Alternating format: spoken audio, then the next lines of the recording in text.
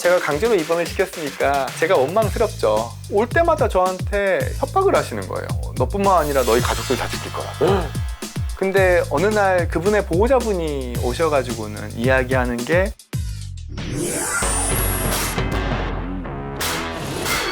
그 알자 알 오늘 모신 분은 최근 그것이 알고 싶다에서 자주 뵙는 분이죠. 정신건강의학과 전문의 이광민 선생님 모셨습니다. 어서 오세요. 네, 안녕하세요. 정신과 전문의 이광민입니다. 외로운 아이예요. 극도로 외로운 아이예요. 원래 처방받아서 먹어야 되는 약이랑 다른 약들이 지금 검출이 되고 있거든요. 우리가 가지고 있는 마음 안에서의 죄책감이 사실 살아있기 때문이기도 하죠. 때에 따라서는 그게 마치 귀신을 보는 것처럼 그 불안이 나타났을 수는 있죠.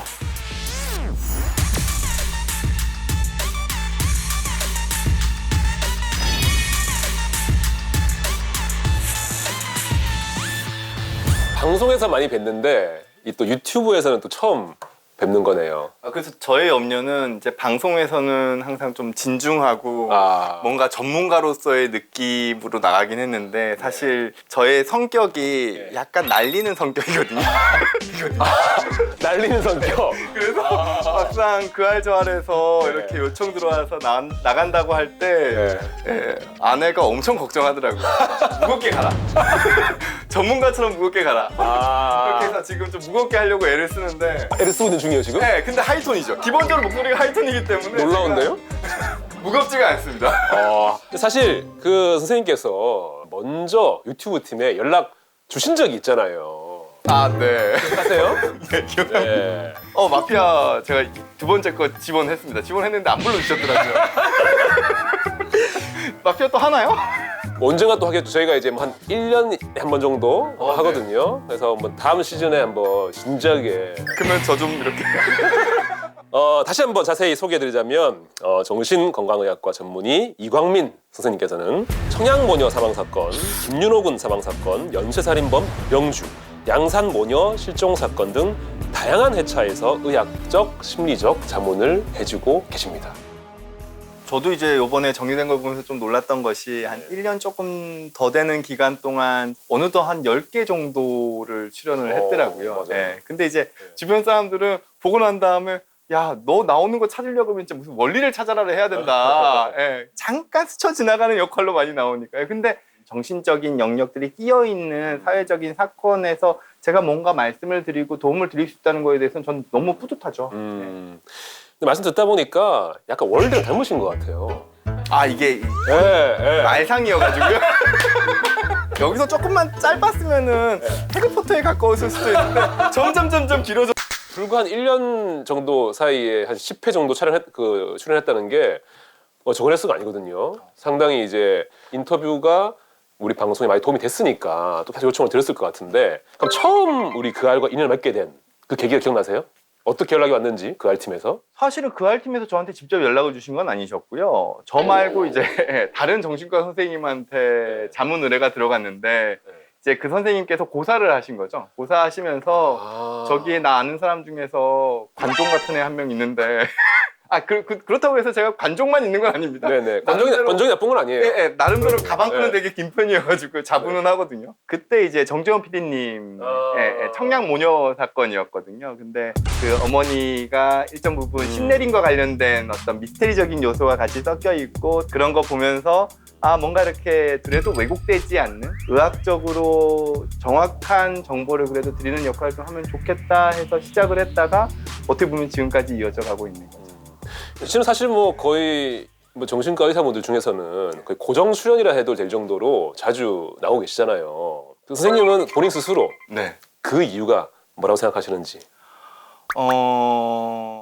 그래도 카메라에 담겼을 때 제가 이렇게 나쁘지는 않지 않은 거 아닐까요? 그 모습이 그리고 항상 병원에서 찍거든요. 네. 병원에서 찍는데 그 알 분위기랑 좀 맞는 것 같아요. 약간, 병원이 이쁘더라고요. 네, 병원이 약간 어둡거든요.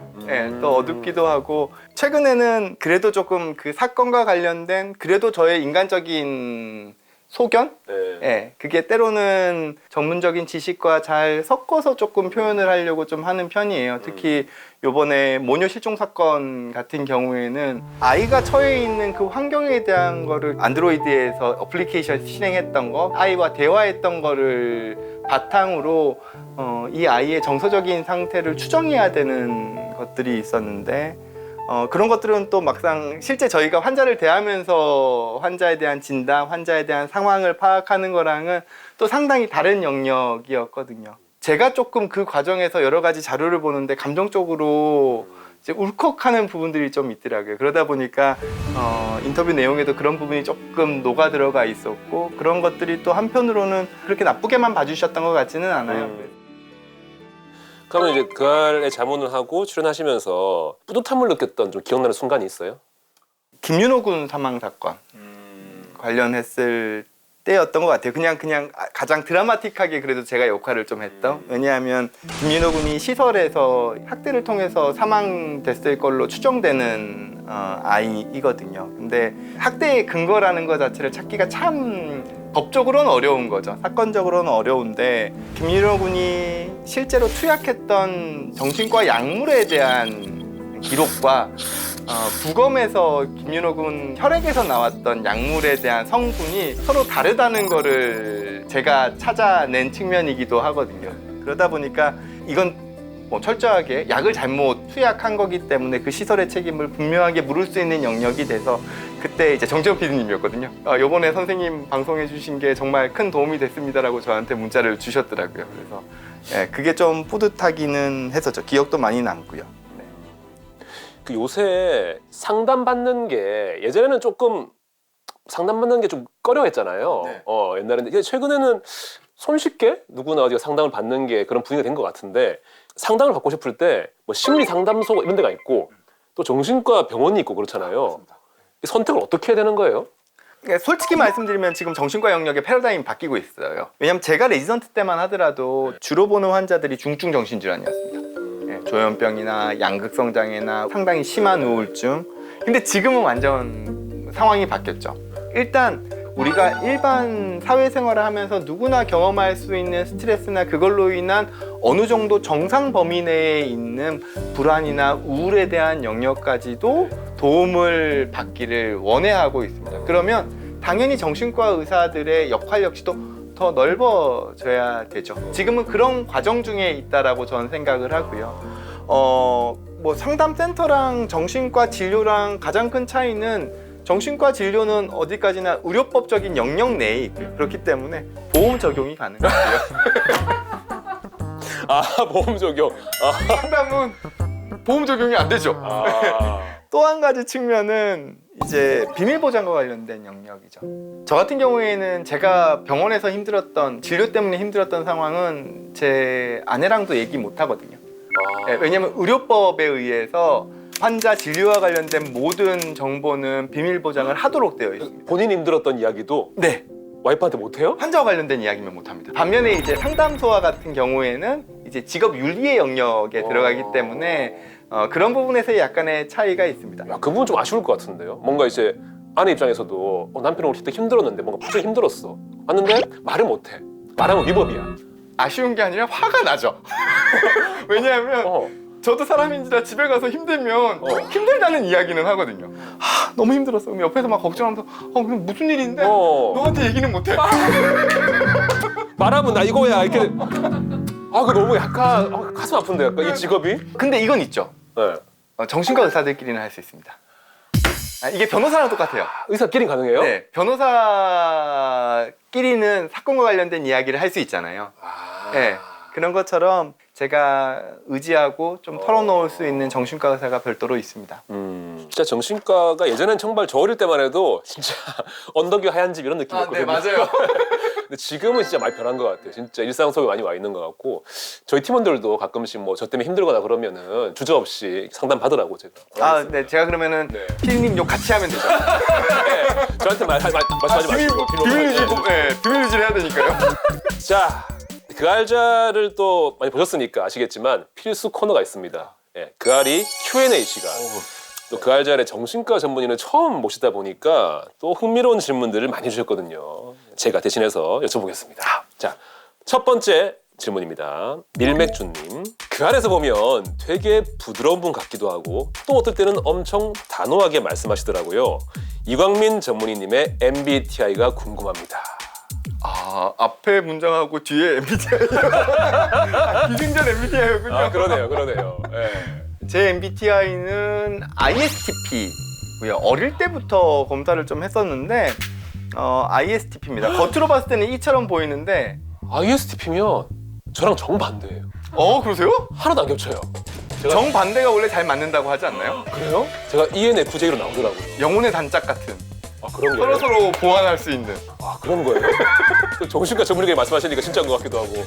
야, 근데 MBTI 사실 여쭤보고 조심스러웠던 게 또 이런 심리 전공하신 분이나 또 MBTI를 조금 뭐랄까 신뢰하지 않는 분들이 많더라고요. 근데 그렇지도 않은 것이 MBTI는 그 정신분석가의 양대 산맥이 있어요. 한 분은 이제 구스타프 칼 융, 구스타프 칼 융이 있고 지크문트 프로이트라는 분이 있는데 구스타프 칼 융의 이론을 바탕으로 하고 있습니다. MBTI가요? 그렇기 때문에 MBTI가 정신과 영역하고 완전히 이게 동떨어진 영역이라고 보기는 어려워요. 구스타프 칼 융이 사람의 성격 유형에 대해서 이렇게 나눠놓은 이론을 배경으로 좀 더 검사화시킨 게 MBTI 검사이기 때문에요. 그 유래가 깊은 검사. 꽤나 유래가 깊습니다. 인스타그램에서 하는 거 아니었어요? 아무튼 뭐 I라는 게 되게 놀랍네요. 이거 에너지와 관련된 거거든요. 내가 언제 에너지를 얻고 언제 에너지를 쓰는지. 저 같은 경우에는 지금 이게 날리는 듯한 느낌이 있긴 하지만 이걸 유지하기 위해서 상당한 에너지를 쓰고 있거든요. 네, 즉 저는 그 누군가와 같이 무언가 작업을 하고 있을 때 에너지를 계속 쓰는 거죠. 그리고 혼자 있을 때는 에너지를 계속 담습니다. 네, 근데 이 형 같은 경우에는 사람들하고 막 있을 때는 에너지를 막 얻어요. 근데 혼자 있을 때는 내가 이 시간 어떻게 보내야 되지 하면서 에너지를 쓰는 거죠. 제가 그래요. 근데 I와 E의 대인관계의 특성을 보면 I는 기본적으로 에너지를 계속 쓰기 때문에 그 어디에 에너지를 쓰냐면 눈치를 봐요. 상대방에게 계속 뭔가 상대방이 원하는 걸 맞추기 위해서 계속 애를 씁니다. 네. 근데 E의 특징은 쪼가 있죠. 좀 있는 것 같은데. 좀 가득한데. 약간 날리는 성격이거든요. 날리는 알겠습니다. 다음 질문 갈게요. 킨시 모토 칸나님, 정신건강의학과 전문의의 시각에서 봤을 때 연쇄살인범이나 흉악범들의 특징 같은 것이 있나요? 저도 궁금한데요, 이거. 이게 결국 사이코패스, 소시오패스의 공통적인 특징인데요. 첫 번째는 일단은 감정적인 교류가 안 됩니다. 즉 theory of mind라고 표현하거든요. 이게 어떤 마음 이론이라고 표현하는데 상대방이 어떻게 느낄까에 대한 그 직관 같은 거예요. 네. 소시오패스, 사이코패스의 특징이 그 theory of mind가 안 됩니다. 상대방이 어떻게 느낄지에 대한 걸 잘 인식을 못해요. 이성적으로는 알지 몰라도 감정적으로 그걸 읽어내지를 못합니다. 그러니까 공감이 안 되는 거죠. 사이코패스, 소시오패스가 다 강력범죄자가 되는 건 아니거든요. 예. 근데 그런 분들 중에서 사회적 지지체계가 약하신 분들이 있습니다. 내 주변에 그래도 나를 좀 도와줄 수 있고 무던하게 사회에 녹아 들어갈 수 있는 안전망이 있으신 분들 같은 경우에는 그렇게 위험한 상황으로 넘어가지 않죠. 하지만 그런 게 없으신 분들은 본인 스스로가 대하고 있는 대부분의 대인관계가 다 아주 얕거나 위험하거나 혹은 서로 상처를 주고받거나 이런 상황들이 반복되기 때문에 흉악 범죄에 연루될 수 있는 가능성이 커지는 측면이 없지 않아 있습니다. 제가 이렇게 특히 어떤 성격적인 측면을 말씀드릴 때 이제 비유를 쓰는 것이 이제 중화라는 표현을 써요.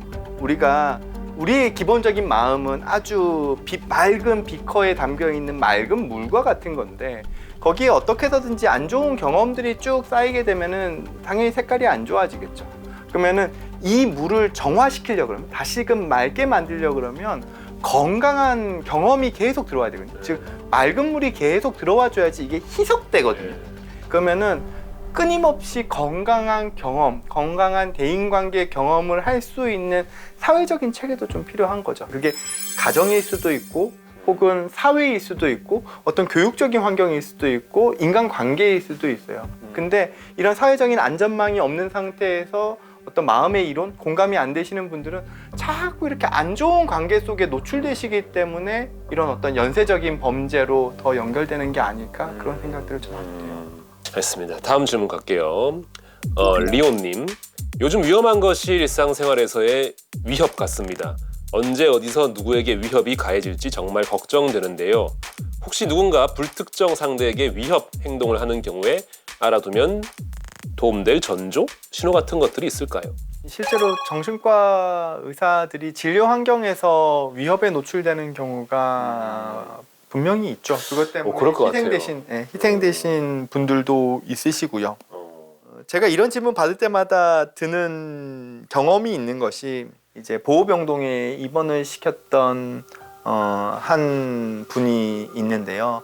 이분 같은 경우는 제가 강제로 입원을 시켰으니까 제가 원망스럽죠. 예, 너 때문에 내가 병원에 강제로 입원해가지고 고생했어. 이렇게 원망을 그 다음에도 쭉 하셨던 분인데 계속 약물 치료를 해야 되니까 제 외래를 계속 오세요. 그리고 약도 타 가세요. 근데 올 때마다 저한테 협박을 하시는 거예요.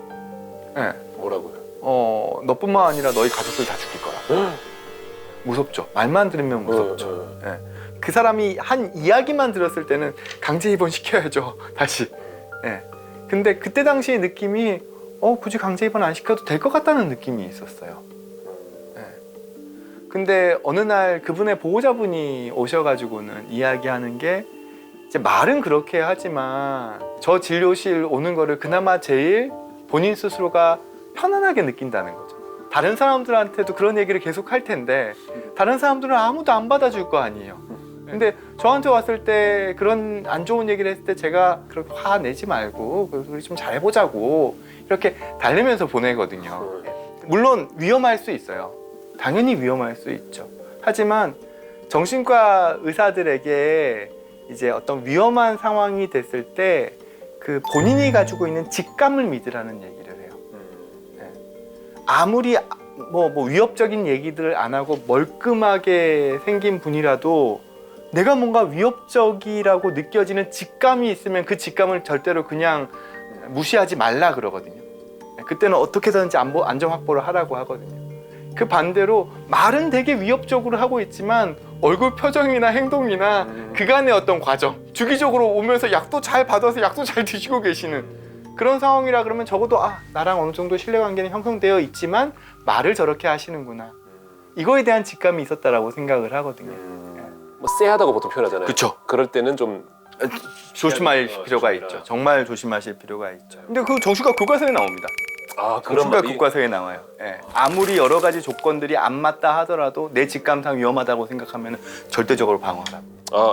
좋은 말씀이네요. 왜냐면 사실은 저는 사실 이 질문에 대해서 약간 좀 되게 둘러왔잖아요. 이 직감까지. 네. 그래서 들으면서 그래서 딴 얘기를 좀 하시지 라는 생각했거든요. 이제 보호병동에 입원을 시켰던 근데 어느 날 그분의 보호자분이 오셔가지고 했었는데 듣고 보니까 이게 그냥 했으면은 약간 안 와닿았을 것 같아요. 네. 언제 끊어야지 생각했다가 마지막에 이 얘기였구나. 끊었으면 서운할 뻔했어요. 자, 다음 질문 이어갈게요. 발음세연님, 선생님은 일하면서 만나는 많은 사람들의 어둡고 우울한 이야기들로 인해 자신의 정신 상태가 안 좋아진 경험이 있으신지요? 그렇다면 그걸 어떻게 극복하려고 노력하시는지 궁금합니다. 당연히 힘들 때 있죠. 특히 제가 진료본 분들이 극단적인 선택을 시도하시거나 실제로 그런 것들이 안 좋은 결과로 이루어졌다는 거를 이제 알게 됐을 때 내가 그때 이거 하나만 더 했더라면 내가 이런 조치를 좀 더 강하게 했더라면 그러면은 한동안 계속 마음이 힘들죠. 저는 그래도 사람의 정신 건강에 있어서 중요한 지표 중에 하나가 유머라고 생각을 해요. 진료 환경에서 제가 가급적이면은 유머러스한 상황들을 좀 만들려고 조금 애를 쓰는 편이에요. 저 같은 경우에는. 어떤 상황이죠? 뭐 중간에 이렇게 일부러 넘어지시나요? 아니 상담하다가 잠깐만 넘어지고 농담을 던지기도 하고 막 때로는 좀 말도 안 되는 드립도 던질 때도 있고요. 물론 그게 가능하신 분들한테만 던지기는 합니다. 근데 그런 거를 하려고 하는 게 이 사람이 가지고 있는 기본적인 정서적인 상태에서 유머를 어느 정도 받아들일 수 있느냐를 좀 확인하려고 하는 것도 있어요. 그거를 그냥 피식이라도 웃어주신다면 이분에게는 그 누군가랑 얘기를 하면서 그 즐거움에 대한 거를 나눌 수 있는 여유는 있으신 분이라는 생각들을 하거든요. 맞아요. 그런 식으로 그분들에게도 도움도 주고 사실 저를 위한 것도 있어요. 제가 어떻게 보면 하루 종일 진료를 봐야 되는데 거기서 계속 진중한 얘기만 하고 심각한 얘기만 하고 어두운 얘기만 듣고 있으면 저도 힘들거든요. 그쵸. 네, 그럴 때는 건강한 에너지를 같이 만들려고 하는 것도 분명히 있습니다. 그러면 이제 일하는 상황에서는 그런 식으로 스트레스를 푸시고 네. 일 외적으로 따로 푸시는 방법이 있어요? 건강하게는 이제 내가 좀 믿을 수 있는 정신과 의사 친구랑 만나서 제가 힘든 걸 얘기하는 것도 있고요. 조금 불건강한 방법이라면 결국에는 좀 좋아하는 편이기는 합니다. 요 질문 살짝 이어질 것 같은데 커피 수열중님 선생님이 찐으로 인정하시는 맛집 궁금합니다. 이거 원래 공식 질문 아닌가요? 공식 질문이긴 하죠. 마침 또 술 얘기 나오다 보니까 아, 네. 뭐 술집일 수도 있고. 근데 요거를 보통 제가 지역을 보통 한정을 하거든요. 이렇게 원래 좀 태생이 어느 쪽이시죠? 대구가 가장 오래 살았죠. 현재 일하시는 쪽은 쪽은 논현동이죠. 논현동. 그럼 어느 쪽으로 갈까요? 어느 쪽 맛집 갈까요? 대구는 좀 떠나온 지가 오래돼가지고요. 그러면- 그리고 제가 안 그래도 이거 공식 질문이어가지고 저도 준비하고 오지 않았겠습니까? 준비하셨군요. 저희 병원 바로 뒤에. 근데 사실 제가 이거 좀 염려를 했던 게 사장님은 별로 제가 이거 이야기하는 걸 안 좋아하실 것 같아요. 안 좋아하실 것 같아요. 왜요? 왜냐하면 본인은 그냥 숨겨져 있기를 원하세요. 그래요? 네. 그럼 더 가치가 있는 거지. 남자 사장님 혼자서 하시는 집이에요. 상호명이 뭐예요? 상호명이 까미구이거든요. 까미구이. 네. 막창을 파는 곳인데 특유의 그 꼬릿한 냄새는 안 납니다. 근데 심지어 맛이 있어요. 맛이 있고 정말 허름하거든요. 정말 허름한데 그 동네에서는 연예인분들이 아름아름 가는 맛집으로 그런 유명합니다. 집이구나. 네. 근데 막창 같은 경우는 또 대구 출신이 또 잘 아시겠지만 막창은 또 대구의 또 시그니처거든요. 대구 현지 먹는 거 먹지 않나요? 저는 못지 않습니다. 이게 약간 느낌이 달라요. 대구 쪽은 훨씬 더 뭐랄까 더 바짝 태워가지고는 마치 베이컨처럼 먹는 듯한 그런 막창이 있는 반면 여기는 그래도 좀 고기의 질감을 느끼면서 먹을 수 있는 막창 종류입니다. 그래요? 대구식장으로 나오기는 합니다. 막창. 그래요? 네. 그럼 가보고 싶네요. 논현동. 논현동 사실 잘 방문할 일은 없는데 가게 된다면. 제가 초대하겠습니다. 알겠습니다. 이거 맛집 질문까지 우리 그아리 분들의 질문 다 끝났는데 사실 처음 오라셨던 건 마피아였는데 마피아가 아닌 그알잘에 출연하셨는데 출연 소감이 어떤지 궁금합니다. 의사의 역할이 여러 가지가 있죠. 진료실에서 하는 의사의 역할이 가장 기본적인 의사의 역할일 텐데 그래도 조금은 저는 사회적인 영역에서의 어떤 의사의 역할도 정말 중요하고 특히 정신과 의사 같은 경우에는 그런 부분들이 더 중요할 거라고 생각을 하거든요. 가장 제가 이상적으로 원하는 방향이 사실 그아를 통한 방향이랑 일치하는 것 같다는 생각을 좀 개인적으로 했었어요. 그런 측면에서 그알저알에서 또 조금은 개인적인 이야기들 섞어서 좀 풀어주실 수 있는 기회를 주셔서 더 좋았던 것 같습니다. 뭐 다음에 또 함께 한다면 뭐 그알잘이 될지 마피아가 될지 모르겠지만 또 함께 하신 날이 오기를 기다리겠습니다. 감사합니다. 네, 그아리 여러분 앞으로도 그것이 알고 싶다 많은 사랑 부탁드리고 이광민 선생님의 활약도 많은 기대 부탁드리겠습니다. 감사합니다. 네, 감사합니다.